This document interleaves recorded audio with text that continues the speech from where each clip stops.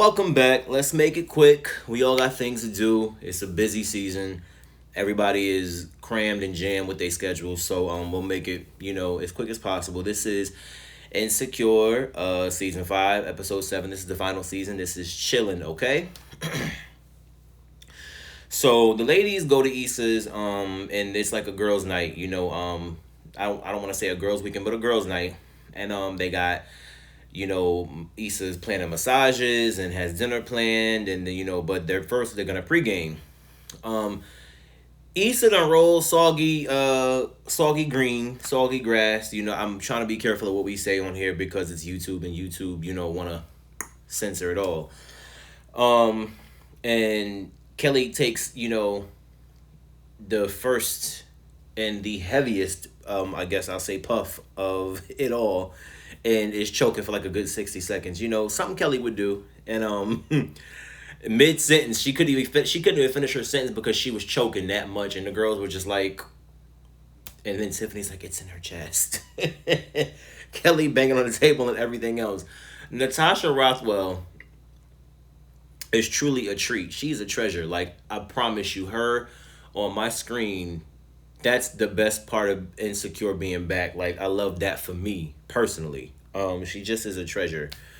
Protect her at all costs. After that, they are out taking sunset pics, natural light, all of that good stuff. And Kelly, of course, makes a moment about herself. You said, I think she was like, this is not the sunset. I think Issa or one of them said, she was like, you said take the most natural beauty pics, whatever. She's like, what you think this is? The spa calls Issa with bad news. A pipe has burst and the appointment has been canceled. So no more massages. But they make the most of it. Issa was like, listen, I got some rocks in the courtyard, I could throw in the microwave, whatever the case may be. And then all of a sudden, Last Night by Keisha Cole comes on, and they start jamming and drinking and everything else, and all of a sudden it's 2007 again. Let me explain something to y'all. And only my real Keisha Cole fans will understand this, and real BET fans will understand this. And I'm talking classic BET, 2000s BET. Y'all remember when Keisha Cole recorded that song on season 1 of her show, Last Night, when she recorded that song, and she was pick up the phone and dial up my number. Y'all remember that? That song still today, that song could be released today and it would be a hit. Last Night is just an iconic song. So shout out to Keisha Cole. Um, Insecure never gets it wrong with music. Anyway, back on track. Issa says, let's play the most legendary game of all. Let's play questions in a hat. And Kelly says the last time they played that, things got out of control. And, I think they summoned a ghost or something like that. And they were all like, that wasn't a ghost, that was just you. Um, so then we cut to Condola's house. Condola says canola oil. And apparently things are going better as far as Condola letting Lawrence have the baby, because Lawrence, of course, has moved back from San Francisco, and he must not live far. And the baby has spent time with Lawrence, and now is coming back home with mommy. Um, and then I guess Condola has packages there, and I'm not sure if Condola's been back to work yet or if she just doesn't work at the moment. Maybe she's just taking this time to be a mom.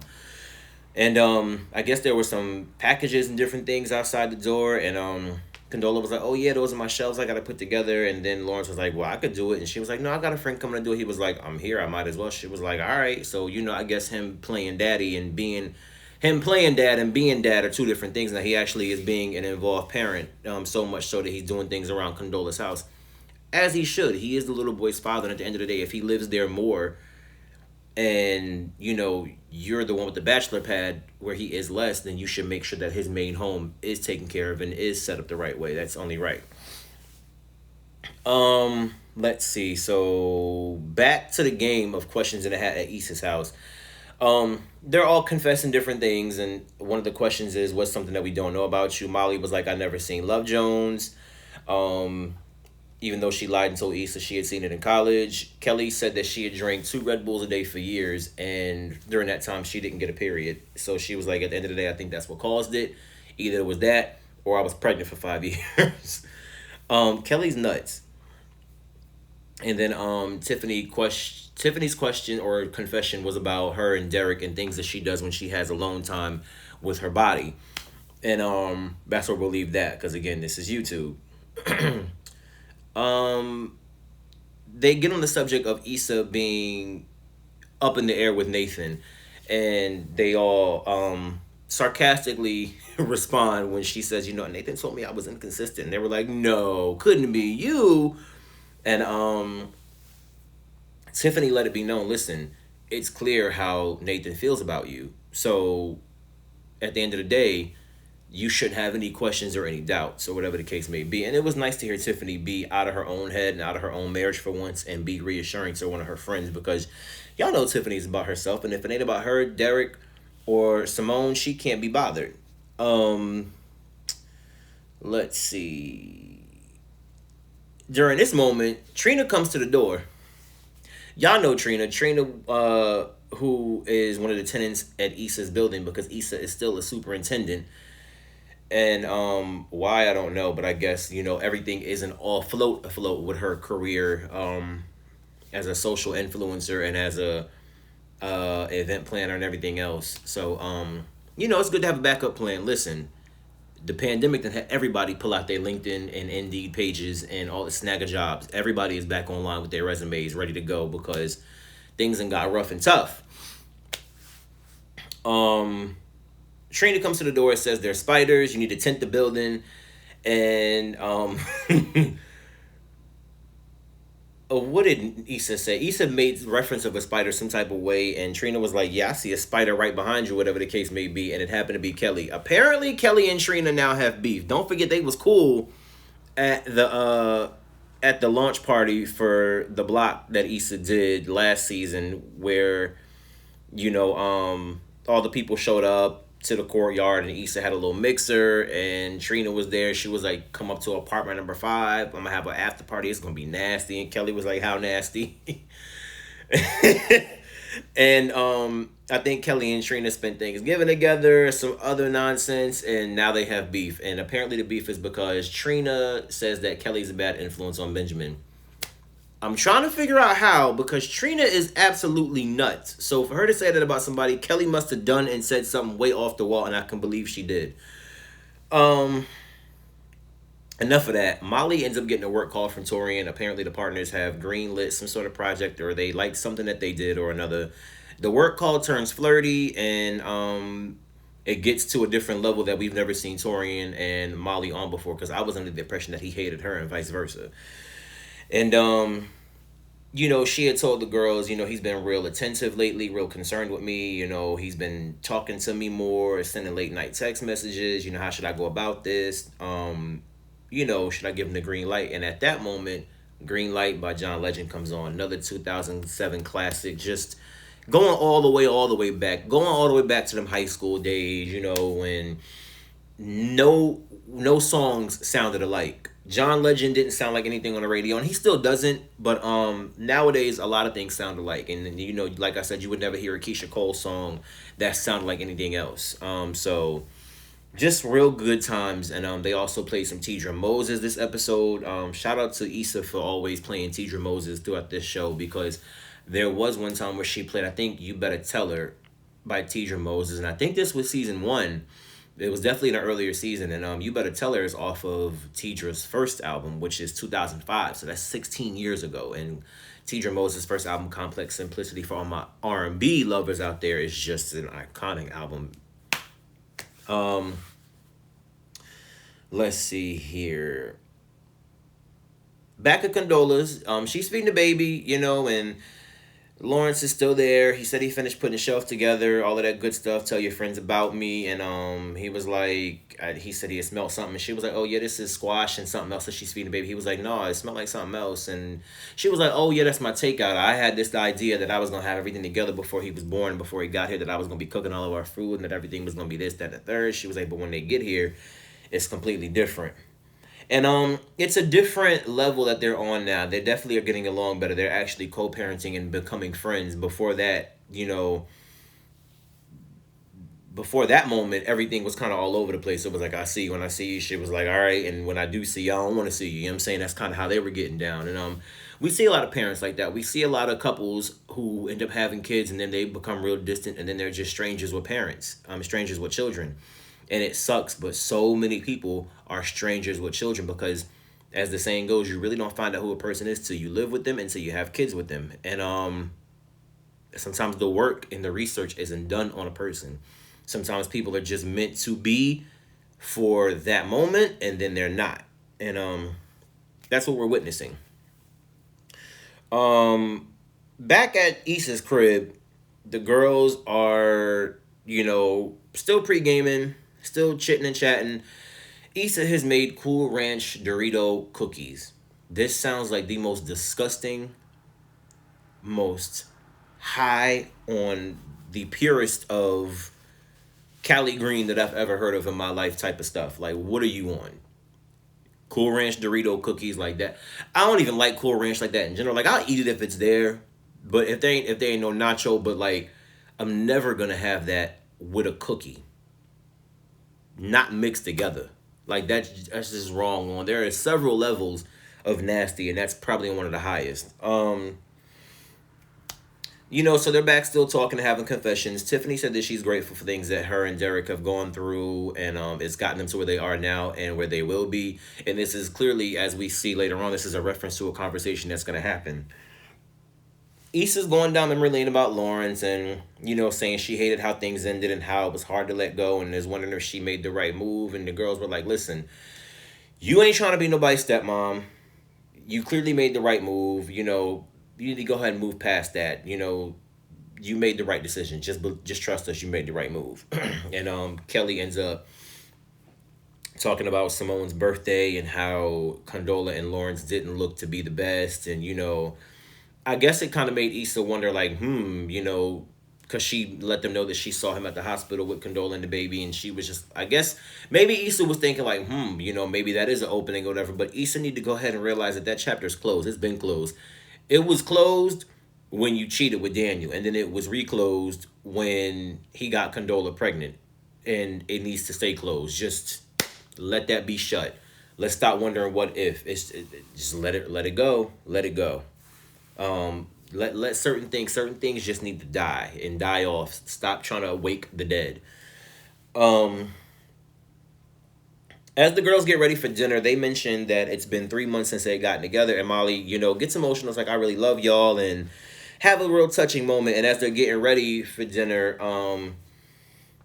Tiffany breaks to the girls that Derek got a job offer in Denver and that they may be leaving, and the money's better there. They have family out there, and it's a great place to raise kids, all this other stuff. But she's like, what am I gonna do without y'all?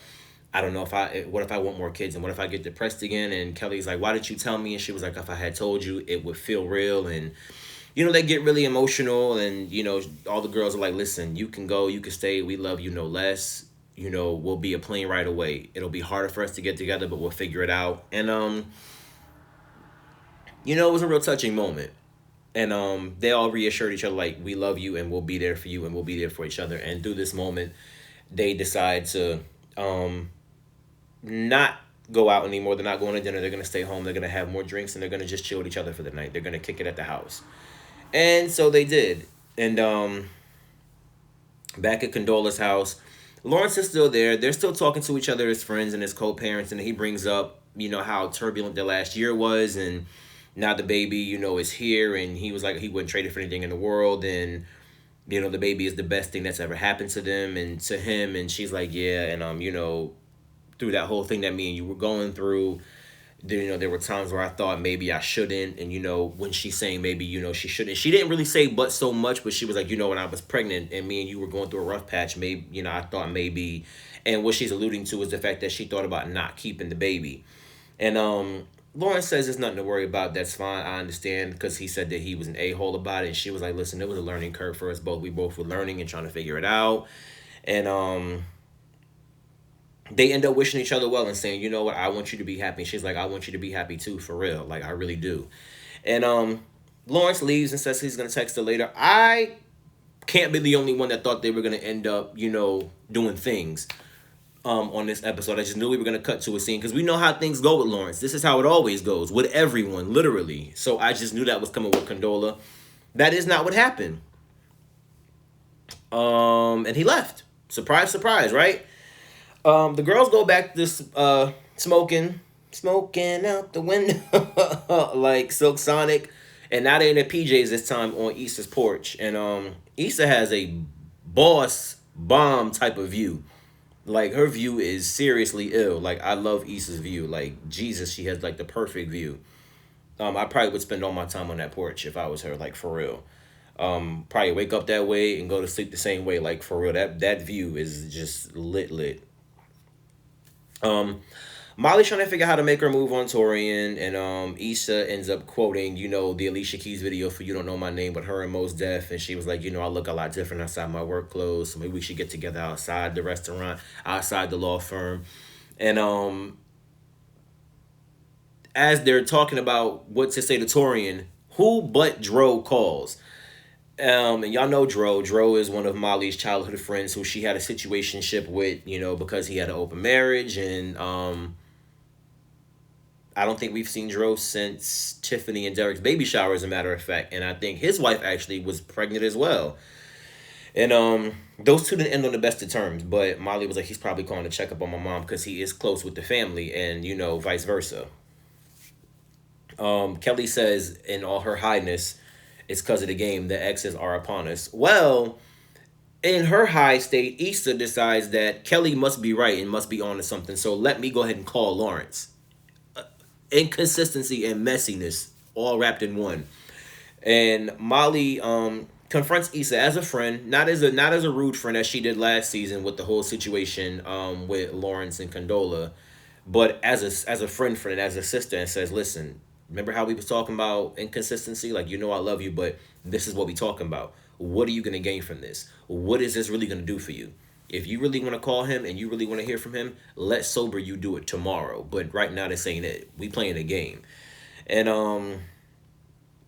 the next morning, the morning after, she sends the girls off. They're going back home. And then Nathan sends her a message saying, let's talk when you're free. And he asked her about girls' night. He said he didn't want to interrupt none of that stuff. And he brings up the elephant in the room. The elephant that's been in the room for what, 1, 2 episodes now. And he was like, listen, I do love you. I've always loved you.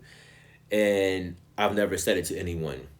And he even takes accountability, says he's at fault because she apologizes for acting the way that she did. And he was like, nah, I was insensitive and I was childish. And he was like, he can be avoidant and distant. And he's working on it, because Nathan is very upfront about his mental health issues ever since, he's been trying to figure it out. And since he was diagnosed, and she was like, so you're not leaving? He was like, nah, I'm not leaving. And, he said he was going to try to work things out. And he reaffirms it again. He says, I love you again. And Issa, feeling reassured, says it back, and she was like, call me after work, and that's how that conversation ends. And Lawrence returns her call and then gets sent straight to voicemail. Well, not sent to voicemail, but she doesn't pick up. As she shouldn't. You know what I mean? Even though she kind of opened the door with that again, she shouldn't. This is why I'm team Nathan, because at the end of the day, his accountability is there and his honesty is there, and he's blunt about things, and there's no dancing around the elephants. At the end of the day, Issa and Lawrence be dancing around stuff that be in the room for 6 years. I understand he's a comfort zone and she knows him, but at the same time, let that be what it is. I think that is what it was, and I think her and Nathan are what could be and what's now. And that's it for me. This was the review. What you guys think of this episode? This has been my favorite episode of the season so far, and I hope the next 3 episodes, because we only got 3 more, I hope it continues on this path. This has been my favorite episode so far. It was giving Living Single. It was giving me a Coachella sequel a little bit of Homechella.